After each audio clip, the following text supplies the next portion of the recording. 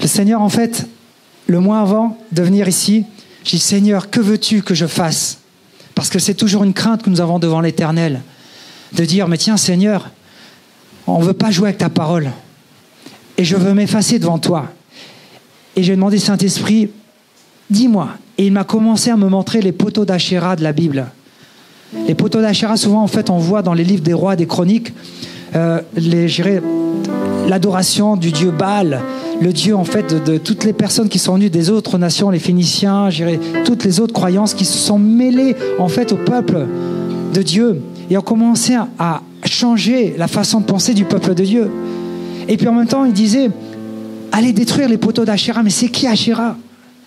Détruire. Parce qu'en fait, le Saint-Esprit me montrait, dis à mon peuple, et c'est ce que je vous dis, ce qu'il m'a demandé de vous demander, dis à mon peuple que je viens aujourd'hui vous libérer. Je viens vous libérer.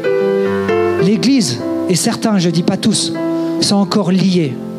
Et c'est dur comme parole que je dis. C'est pour ça que vous êtes une Église de l'Esprit, et c'est plus facile de sortir cette parole. C'est que dans la Bible, les théologiens en fait, de l'Église Avviamento ont relevé en fait, deux mots très importants qui se répètent très souvent. Le premier, c'est libérer, et le deuxième, c'est bénir. Dieu est venu libérer son peuple pour nous bénir. Tu ne peux pas être béni si tu es lié aujourd'hui. Il y a une onction qui va être déversée sur chacun d'entre vous aujourd'hui. Une onction qui va être déversée. Cette onction, c'est une onction de brisement. Cette huile qui va descendre sur vous, elle ne va pas se manifester avec des choses visibles. Mais ce que j'ai vu, en fait, parce que je termine, parce que lundi, je repars en Colombie, mais depuis 3 semaines, je reçois des appels et des messages de brisement, de liberté. Les gens se manifestent et disent « Ouais, Vincent, le Seigneur a fait ça. » Je dis « Ouais, Seigneur, merci Père, parce que tu me soulages. » Parce que quand tu sors la parole, c'est comme si quelque chose sortait, j'ai été soulagé. Mais tant que tu ne lâches pas la parole, le Saint-Esprit ne te lâche pas non plus. Alors j'ai besoin aujourd'hui de vous donner ceci. Alors si on veut bien aller dans le livre d'Ésaïe, chapitre 52, et le verset 1 et 2, et c'est le message Réma aujourd'hui pour vous, le verset. Donc si vous êtes dessus, un fort amen. Amen. Réveille-toi. Réveille-toi. 2 fois il le dit. Réveille-toi, réveille-toi. Revêt ta parure, Sion. Je vais changer. Je vais mettre revêt ta parure, Paris. Revêt ta parure, France. Revêt des habits de fête, Jérusalem. Revêt des habits de fête, Paris. La France. Ville sainte, pays saint. Car il n'entrera plus chez toi, ni incirconcis, ni impur. Secoue ta poussière. Lève-toi et mets-toi sur ton séant. Alors nous, on dirait, on est jeunes, mets-toi sur ton 31. Jérusalem, Paris, la France. Écoutez bien ce qui est dit après. Détache les liens de ton cou. Église, écoute bien. Détache les liens de ton cou captive. Fille de Sion, fille de Paris, fille de France. Le Seigneur est venu maintenant briser des chaînes, des choses qu'on ne voyait pas, par son esprit, par le Saint-Esprit, cette huile qui va couler sur nous. Et on va aller maintenant dans un autre verset, le suivant.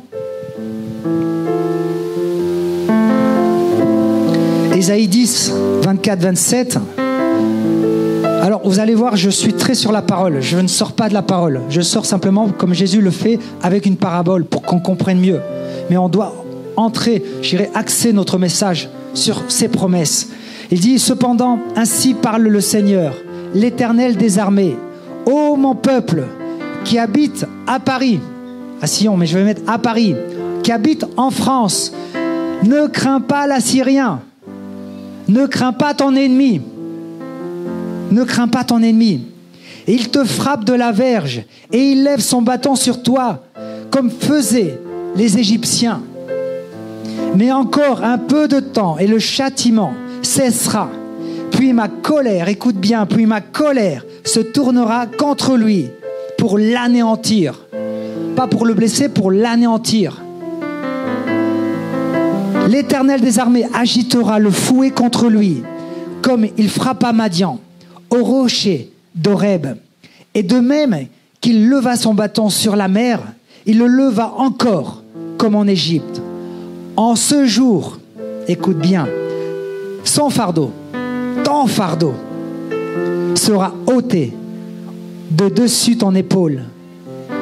Et son joug, ton joug, de dessus de ton cou, et la graisse fera éclater les joues. L'huile sainte qui est déversée sur toi aujourd'hui, dans sa force paisible et dans son silence, va éclater ce que l'ennemi pense. Mais il agit aussi également sur notre terre, avec amour, avec douceur.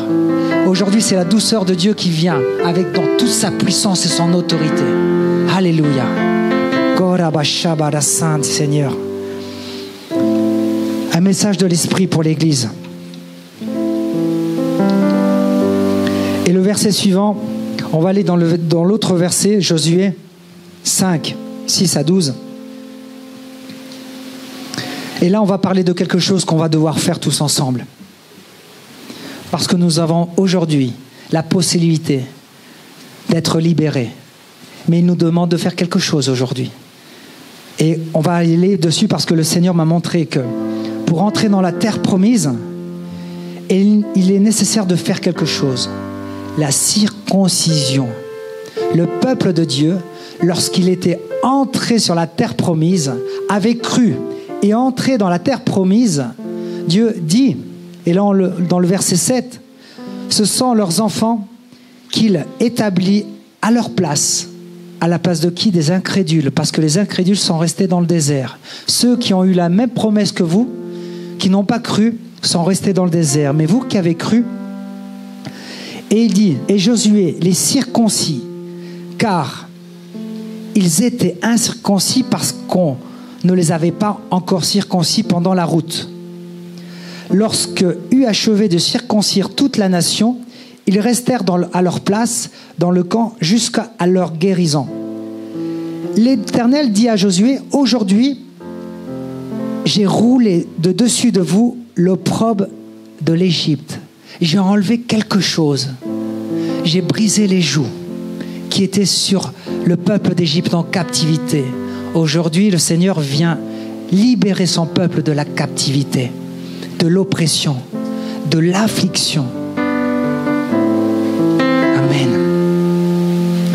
Et ce lieu, fut appelé le nom de Gilgal jusqu'à ce jour, en mémoire. Il dit fait ceci en mémoire.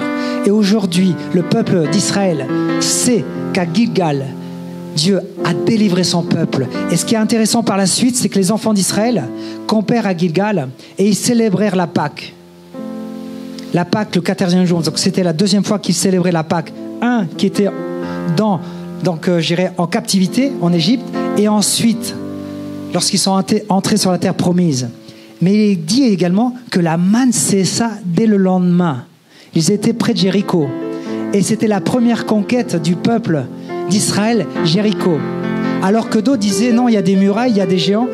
Cette génération de Josué et Caleb que vous êtes aujourd'hui a dit, non, waouh, il y a du lait et du miel comme le Seigneur nous l'avait promis. Et le Seigneur, la manne était tombée. Donc il devait travailler pour aller chercher de quoi manger. Et après, vous connaissez toute la suite. Mais ce qui m'a interpellé par rapport à ça, c'est, Seigneur, tu viens libérer ton peuple, mais en même temps, tu dis, la circoncision. C'est quoi la circoncision? Qu'est-ce que tu veux? Tu veux qu'on fasse quelque chose, un sacrifice? Comme vous savez, les nouveau-nés, en fait, on leur fait la circoncision. Donc les hommes, n'ayez crainte, je ne viens pas, vous circoncire, mais c'est surtout ce que Dieu veut aujourd'hui. C'est qu'on puisse circoncire notre cœur. Et on va voir ce que Dieu en train de nous dire. Il veut qu'on fasse une circoncision de cœur. Alors j'ai dit, mais qu'est-ce que ça veut dire circoncision, Seigneur? Alors tout simplement, à travers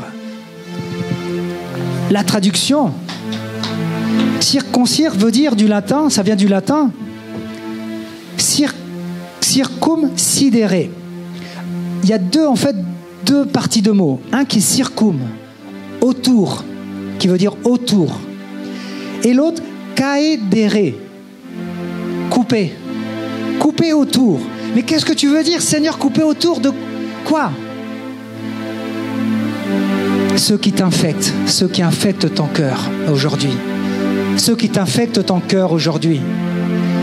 Parce que le diable a envoyé en fait un dard comme ça, une flèche, pour te paralyser, pour que tu ne crois pas à la promesse de Dieu.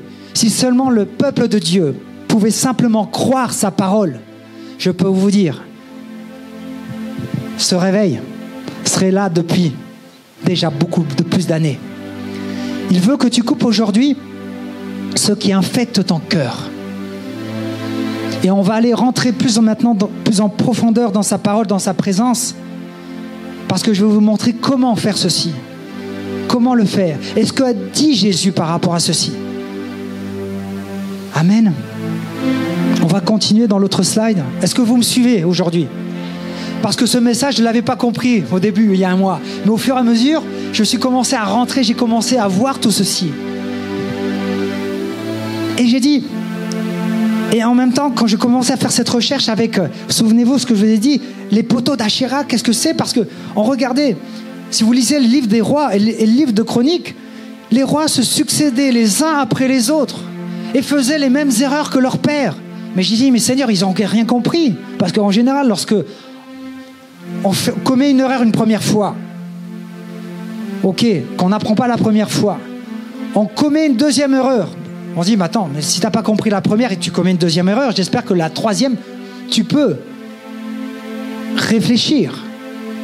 Et ils firent ce qui était mal aux yeux de Dieu, etc. Ils péchèrent, ils adorèrent les dieux, adorèrent Baal. Ou par exemple, le roi faisait ce qui était bien et le peuple faisait l'adoration. Parce que la croyance en fait des peuples autour, elle était là. Ils les contaminaient. Je dis, oh, Seigneur, mais ils n'ont rien compris. Mais à un moment donné, qui suis-je moi pour pouvoir les juger? J'essayais de comprendre, mais pourquoi dans l'Ancien Testament, ils ne comprenaient rien. Mais aujourd'hui, j'ai compris qu'à travers le Saint-Esprit, il nous révèle les choses que nous devons faire. Parce que c'est ni par force, ni par puissance, mais par mon esprit, dit l'Éternel des armées. Et donc, quand tu vois tout ceci, dis, waouh, Saint-Esprit, aide-moi. Aide-moi à circoncire mon cœur. À entrer justement dans tes promesses, parce que si tu ne fais pas ceci, mon frère, ma sœur, et combien de gens ont des promesses aujourd'hui? Moi, j'en ai. Je suis seul? Ah, ok, je vois quelques mains. Là, vous me rassurez. Donc, je dis, waouh, mais combien de promesses encore je n'ai pas encore réalisées aujourd'hui? J'ai plein de promesses parce que nous, on fait des listes en Colombie. Parce qu'on a un Dieu qui se manifeste, ça, je peux vous dire. Et voilà. Et donc... de ce fait-là, combien de promesses aujourd'hui, elles ne sont pas réalisées? Et c'est là aujourd'hui, le Seigneur dit, coupe dans ta vie les impuretés, les relations qui sont autour de toi, qui dérangent que tu entres dans ces promesses. Coupe les relations, les choses qui te dérangent, ce que tu vois aussi, ce que tu entends aussi. Il y a des choses que tu vois qui t'infectent, qui infectent la promesse de Dieu. Le peuple de Dieu, pour aller dans la conquête, doit se circoncire et doit être ointe. Parce que l'onction du Saint-Esprit, c'est celle qui brise les jougs. C'est le Saint-Esprit aujourd'hui, quand il déverse sa présence sur toi, il te circoncie. Il te circoncie. Le Saint-Esprit rend ton cœur. Il enlève toutes ces impuretés dans ta vie. Et tu vas voir qu'avec le Saint-Esprit, et je peux te dire, mon frère, ma sœur, en 5 ans, ma vie n'a rien à voir par rapport à ce que j'avais traversé avant. Je vois celui dans la parole de Dieu qui marche de gloire en gloire et qui me donne le butin. Il me donne le butin parce que c'est pas moi qui qui fait cette bataille, c'est lui qui marche. Et qu'il me donne, et il me donne. Waouh, Seigneur, on va voir tout ça. Et on avance encore dans la parole. On continue dans l'autre slide si tu veux bien. Merci. Et pourquoi Dieu nous rappelle les promesses? Il nous rappelle les promesses. Dans Jérémie 29, 11, il dit « Car je connais les projets que j'ai formés sur vous, dit l'Éternel. » sur vous, dit l'Éternel. Projet de paix et non de malheur, afin de vous donner un avenir et une espérance. Afin de vous donner un avenir et une espérance. Ce sont les promesses que Dieu nous a données. Autre promesse. Amen. Gloire à Dieu. On va maintenant plus loin. 2 Chroniques 7. On a parlé avec Vital tout à l'heure. Si mon peuple, sur qui est invoqué mon nom, s'humilie,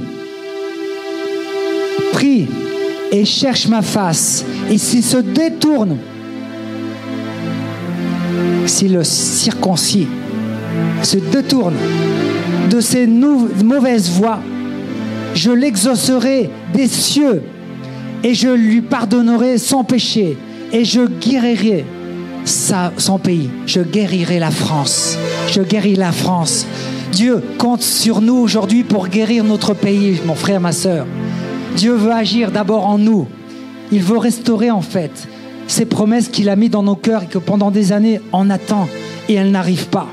Aujourd'hui, nous allons demander au Saint-Esprit que cette onction, après, vous allez voir, qui coule sur nous, va briser les chaînes de l'ennemi. Va briser. Amen. Alléluia. Et on va continuer encore dans le prochain verset. Et vous allez voir que Dieu parle du cœur et non des murs. Jésus, en fait, dans Jean chapitre 2, 19, 21, il dit, Jésus leur répondit, détruisez ce temple. Jésus ordonne à son peuple, détruis ce temple. Et je vais mettre aussi l'intonation, je vais mettre aussi ceci. Détruis ce temple. Et en 3 jours, je le relèverai. Parce que Jésus voyait ce qu'il y avait à l'intérieur. Il voyait à l'intérieur. Il voyait effectivement qu'on n'adorait pas le Dieu Tout-Puissant. On voyait plutôt justement les murs. L'adoration était détournée. Mais les disciples n'avaient pas compris. Parce que dans le verset 21, il dit, mais il parlait du temple de son corps. Vous êtes le corps. Et il veut agir dans nos cœurs aujourd'hui. Les murs des églises sont en train de tomber aujourd'hui. Dieu est en train d'utiliser des générations, et notamment comme vous, parce que pour moi, vous êtes un exemple de la parole de Dieu. C'est que les murs sont en train de tomber. Dieu ne veut pas construire son église dans des murs. Il veut construire son église dans des cœurs. En vous. Alléluia. Amen. Et on va aller maintenant sur l'autre verset.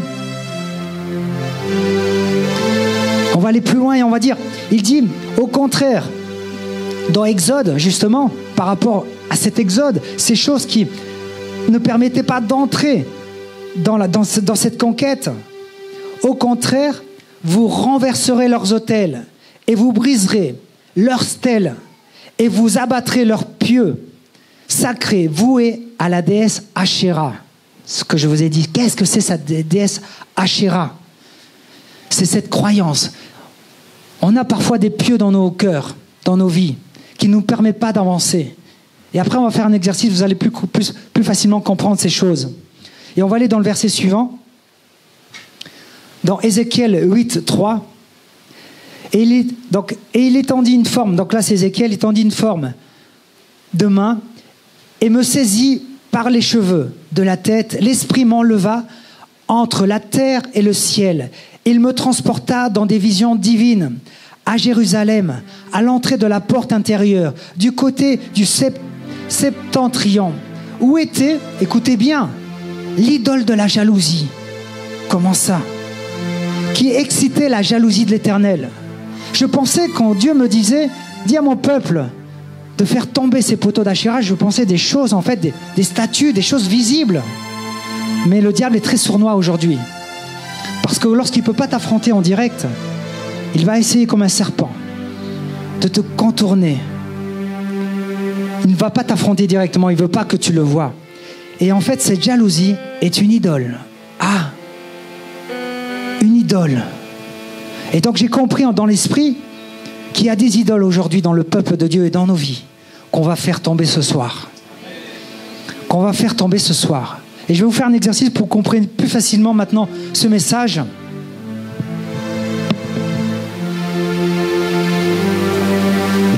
Pardon.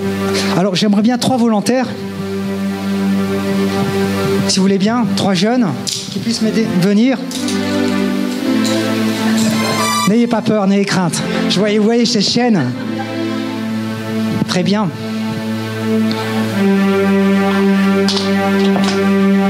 Voilà. Alors, c'est un exercice, parce que ce sont des hommes et des femmes mointes de Dieu. Mais surtout que vous compreniez. Jésus, toujours, parlait et enseignait la parole, et ensuite présentait en parabole pour que le peuple... Donc, venez ici, qu'on puisse tout le monde se voir, hein, donc, par rapport à ceci. Et ce que j'ai compris, une chose, à travers sa parole... Donc, on va faire, en fait, si tu vas venir... Donc, c'est quelqu'un de très prospère, je vous le dis. Il va représenter la ruine. Tu vas faire la ruine. Donc, simplement... Voilà, la ceinture. Voilà. Et qu'est-ce qui se passe? Une idole, c'est comme un parfum. Vous savez, les fans, on dit on est fan d'artistes. Bon, moi, je connais plus ces artistes-là parce qu'ils ne m'intéressent plus aujourd'hui. Parce que les artistes que je connais et que j'aime bien, c'est ceux qui adorent le Seigneur. Amen.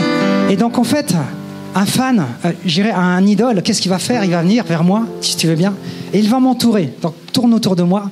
Son arôme va être autour de moi. L'arôme de la ruine m'entoure. Quand vous êtes avec des gens qui sont dans l'échec, qui rentrent, voilà, qui dépensent leur argent dans les casinos. Donc c'est bon parce que je vais tourner la tête, pardon. Merci mon frère. Simplement, qui dépensent leur argent dans les casinos, etc. Qu'est-ce qu'il va faire? Je dis, ah ouais, ça serait bien, je ne suis pas bien financièrement. Ça serait bien que j'aille au casino et que, Seigneur, fais une petite prière et je gagne au loto, n'est-ce pas? Si cette croyance commence à entrer en moi,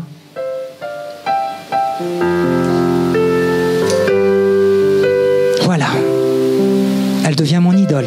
Tu vas me suivre? Voilà, elle va me suivre.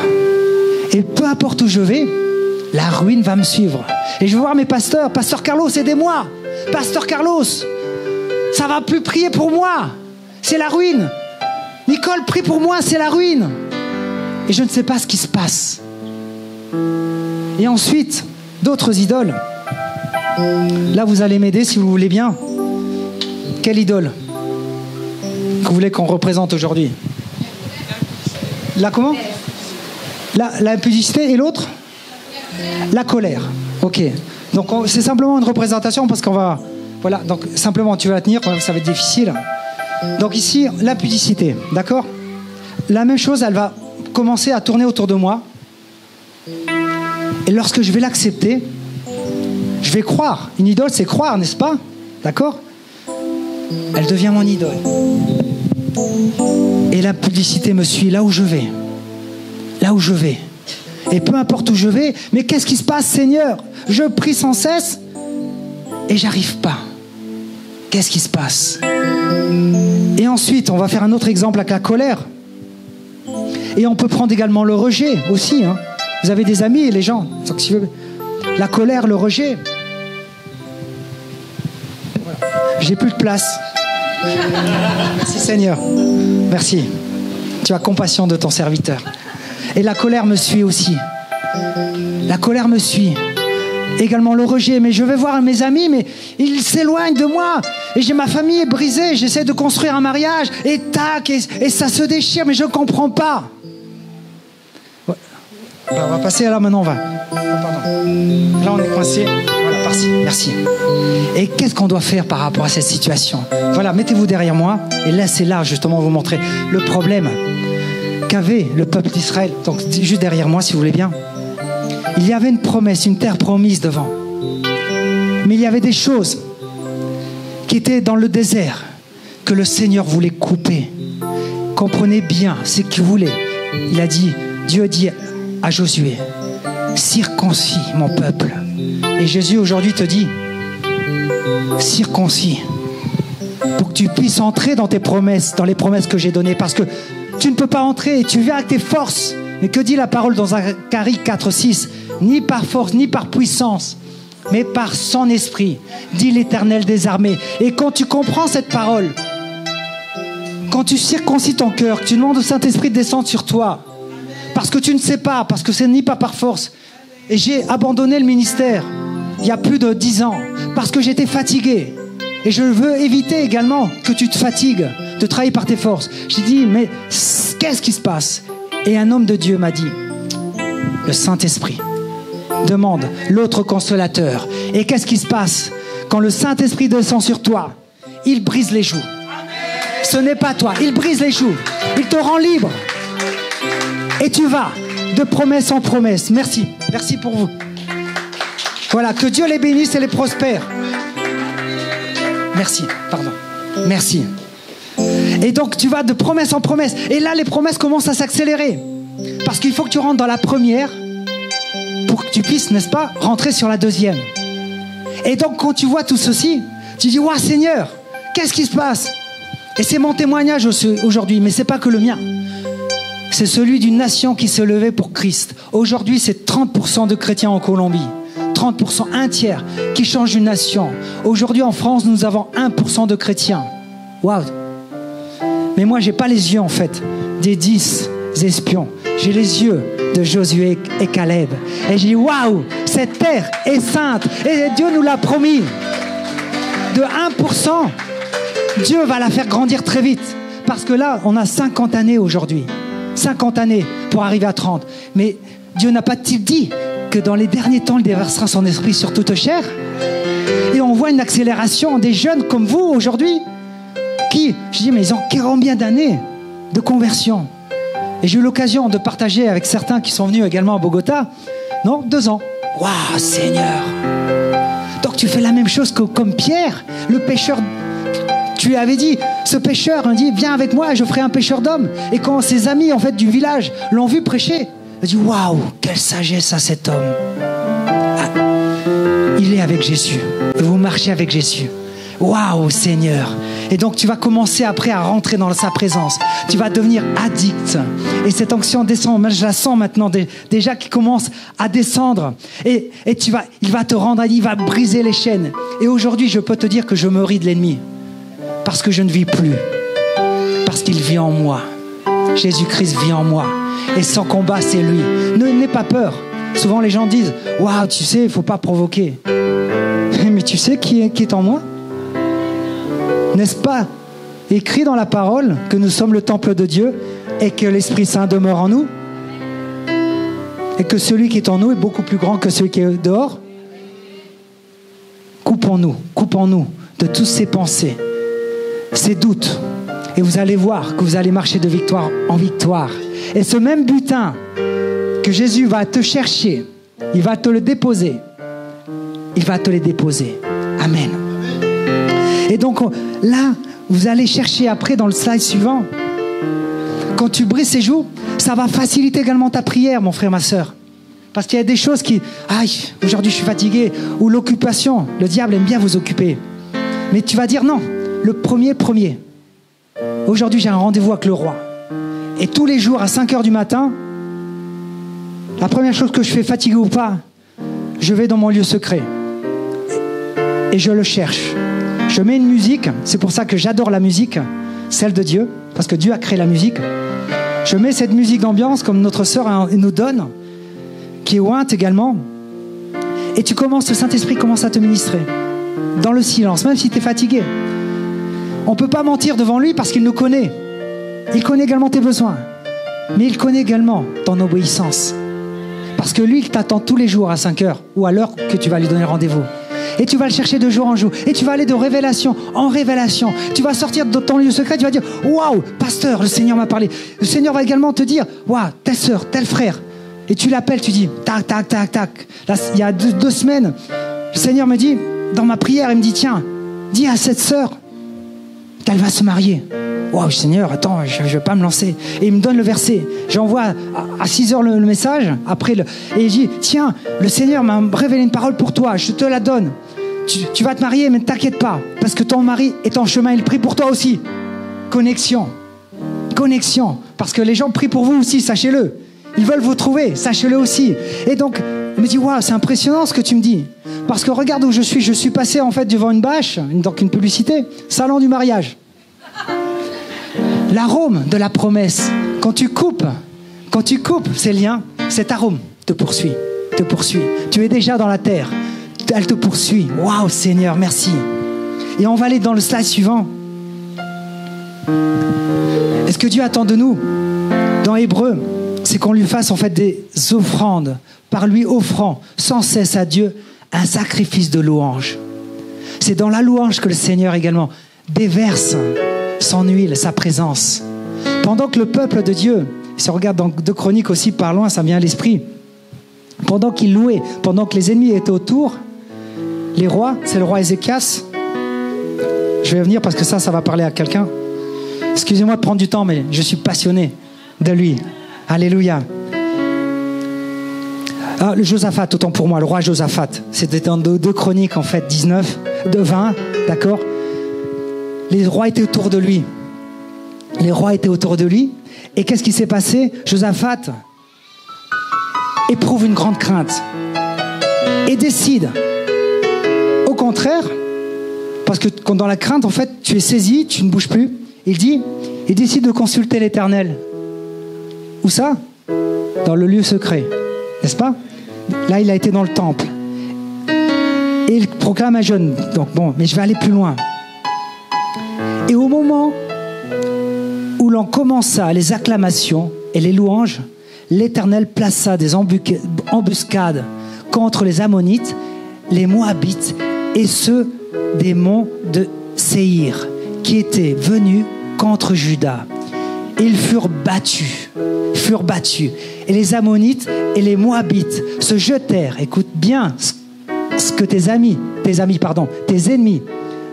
vont faire. Ils se jetèrent sur les habitants des monts de Séhir pour les vouer à l'interdit et exterminer. Et quand ils eurent fini avec les habitants de Séhir, ils employèrent et s'entretuèrent les uns contre les autres. Tes ennemis vont se tuer. David a vécu ça, Jonathan a vécu ça. Nos ennemis vont commencer simplement à créer. En fait, Dieu va mettre une embuscade sur tes ennemis et tu vas passer. Et tu sais ce qui va se passer après? Josaphat et son peuple, pendant que tu pries, tu loues le Seigneur, pendant que l'onction descend sur toi, pendant que tu le cherches, non seulement Dieu agit, mais Josaphat et son peuple, dans le verset 25, il dit, ils vinrent piller leurs dépouilles. Il sort du temple et dit, mais qu'est-ce qui s'est passé? Waouh! Attends, Seigneur, les rois on était entourés. Qu'est-ce qui s'est passé? Ils ont vu en fait leur ennemi tomber parce qu'ils ont clamé au roi des rois, au Seigneur des seigneurs, l'Éternel des armées. Et Dieu agit dans la louange. Je peux vous dire, vous avez une excellente louange. Continuez à louer le Seigneur. Continuez à louer. C'est celle qui permet que l'huile descende dans son église. Alléluia. Et ensuite, non seulement ils vont piller les dépouilles, mais écoutez, et ils trouvèrent un grand nombre de biens, des cadavres et des objets précieux. Tiens, David aussi, pendant que justement l'ennemi était venu brûler les villages, pendant que l'ennemi est venu brûler ta vie, t'enlever des choses. David, on lui avait volé ses femmes. Et le peuple s'était levé contre lui de rage. Regarde ce que tu nous as fait. Qu'est-ce que fait David? Il consulta l'Éternel. Et automatiquement, qu'est-ce qui s'est passé? Ils sont partis au combat et ils ont ramené tout le butin. Et le butin, encore une fois dans la parole de Dieu, je disais ce matin avec les frères, elle est tellement parfaite que tu peux la lire en 360 degrés. Elle ne se contradit pas. Elle se contradit pas. Tu peux la regarder dans tous les sens. Beaucoup de gens essayent de s'opposer à la parole, mais la parole, elle dure à jamais. Elle est toujours là. Parce qu'elle est réelle. Et ils mirent combien de jours? 3 jours pour piller les butins. Parce qu'ils étaient considérables. Et tout simplement, parce qu'ils n'avaient pas le temps, ils ont dû j'imagine, laisser des choses. Aujourd'hui, le Seigneur vient libérer son peuple. c'est là où je veux terminer. Le Seigneur vient libérer son peuple. Et j'espère que cette prédication t'a édifié. La Bible dit dans la lettre aux Romains, au chapitre 10, verset 9, que si tu reconnais publiquement que Jésus est le Seigneur et que Dieu l'a ressuscité d'entre les morts, alors tu seras sauvé. Je t'invite à faire cette prière avec moi afin de recevoir la vie éternelle. Là où tu es, tu peux fermer tes yeux et dire « Seigneur Jésus-Christ, je t'ouvre mon cœur. Je reconnais mon péché devant toi. Je te remercie d'avoir porté, Seigneur, toutes mes fautes à la croix et de m'avoir offert la vie éternelle. Je crois que tu es le Fils de Dieu, que tu es mon Seigneur et mon Sauveur. Je reçois ton Saint-Esprit aujourd'hui. Je pardonne toutes les personnes qui m'ont fait du mal dans ma vie, Seigneur, et j'accepte ton amour au nom de Jésus. Amen. Je peux également venir le lundi et jeudi à 19h30 à notre église Jésus mon refuge, ou bien les cultes au samedi à 18h, à Paris, 76 rue Pierre Soulier, 75 020 métro Porte des Lilas. Que Dieu te bénisse.